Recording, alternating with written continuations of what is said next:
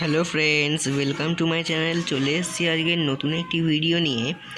তো আগের দুটি ভিডিওতে আমি আমার সিটির শর্টস ছিল, সেই দুটিতে আমি আমার নারায়ণশিলা দর্শন করিয়েছি আপনাদের। তো এবার চলে এসেছি আমি একটা বড় ভিডিও নারায়ণশিলা নিয়ে।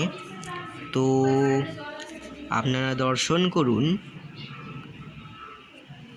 তো দর্শনের আগে আমি আপনাদের কাছে একটি অনুরোধ করি যে আমার চ্যানেলটি আপনারা সাবস্ক্রাইব করে দিন এবং পাশে থাকা অল নোটিফিকেশানটিকে অন করে দিন, যাতে আমার আপলোড করা প্রত্যেকটি ভিডিও সবার আগে আপনার কাছে এসে পৌঁছায়।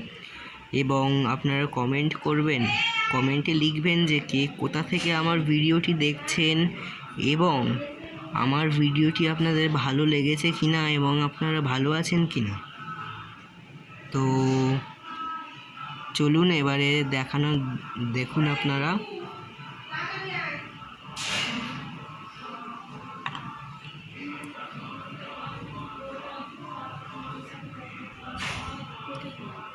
এই যে কালো রঙের যে শিলাটি দেখছেন, এটিও কিন্তু শালগ্রাম শিলা।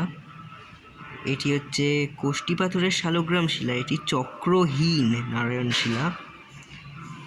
এটিও গণ্ডকী নদীর উপকূল থেকে সংগ্রহ করা।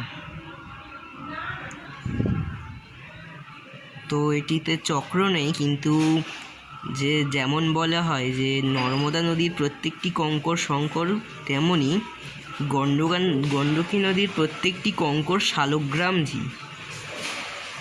তো দেখুন আপনারা এর চক্রহীন বিষ্ণু।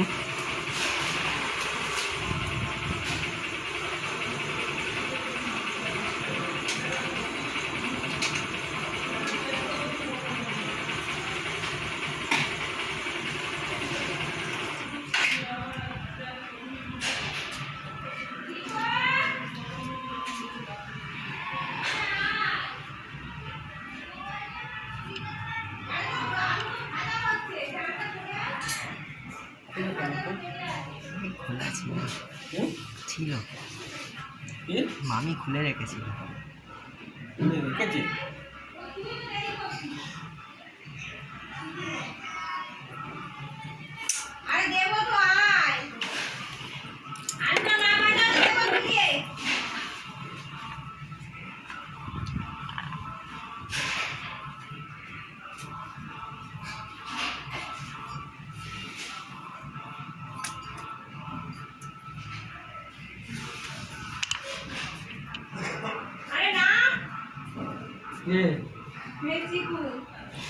তো বন্ধুরা দেখুন, আর এই যে পাথরটা আমার হাতে এখন দেখছেন, এটি হচ্ছে বিষ্ণু পঞ্জ শালগ্রাম শিলা।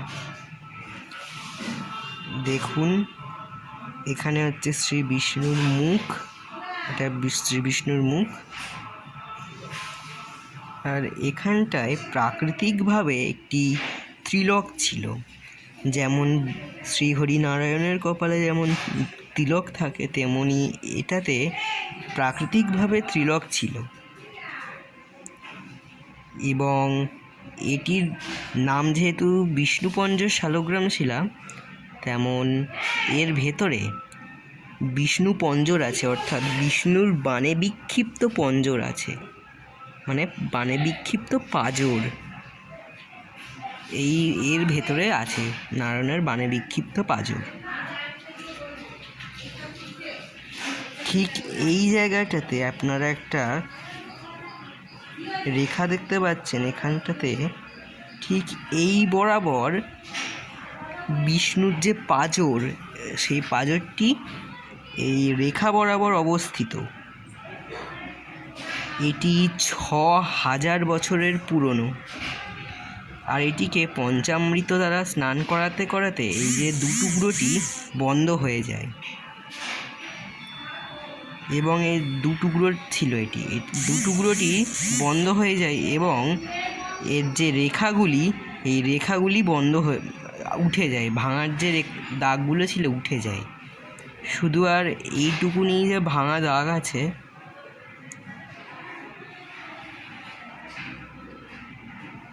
তো বন্ধুরা, আপনারা সবাই আমাকে হয়তো কমেন্টে লিখতে পারেন যে নারায়ণ দুজনকে জলে কেন চুবিয়ে রেখেছি। আমি তো কলকাতায় থাকি, আর এই সময় কলকাতাতে খুব গরম পড়েছে, মারাত্মক গরম, সহ্য করা যাচ্ছে না। তাই আমরাই যদি এত গরমে না থাকতে পারি তাহলে ঠাকুরজিরা কিভাবে থাকবে? তাই জন্যে এই কারণে আমি নারায়ণজিদেরকে জলের মধ্যে রেখেছি, যাতে তারা একটু শীতলতা লাভ করে, তাদের গরম না লাগে। তাই জন্যে আমি এখানে জলের মধ্যে রেখেছি।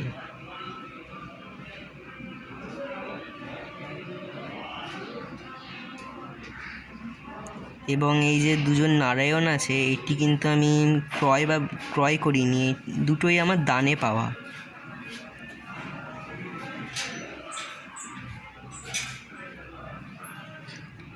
এই যে দেখালাম বিষ্ণু পঞ্জরটি, এটি আমার একটা বন্ধু আমায় দান করেছেন কিছুদিন আগেই, এবং এটি আমার 3 বছরের পুরনো। 3 বছর আগে, অর্থাৎ 2023-এর জানুয়ারি মাসের 1 তারিখে এটি আমি প্রাপ্ত হই। এটিও আমার একটি বন্ধু আমায় দান করেছে। আমার বন্ধু এটিকে আমায় দান করেছে। তারা দুজনেই, মানে দুজন বন্ধু আমায় দুটো দান করেছে।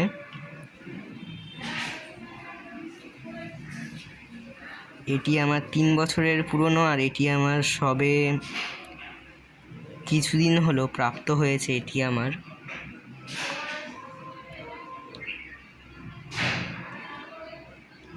তো বন্ধুরা, আজকের ভিডিও এই পর্যন্তই। আমার ভিডিও যদি আপনাদের ভালো লেগে থাকে তাহলে প্লিজ আমার চ্যানেলটি সাবস্ক্রাইব করে পাশে থাকা অল নোটিফিকেশানটিকে অন করে দেবেন, এবং লাইক করবেন এবং কমেন্ট করবেন, এবং যথাসাধ্য শেয়ার করার চেষ্টা করবেন।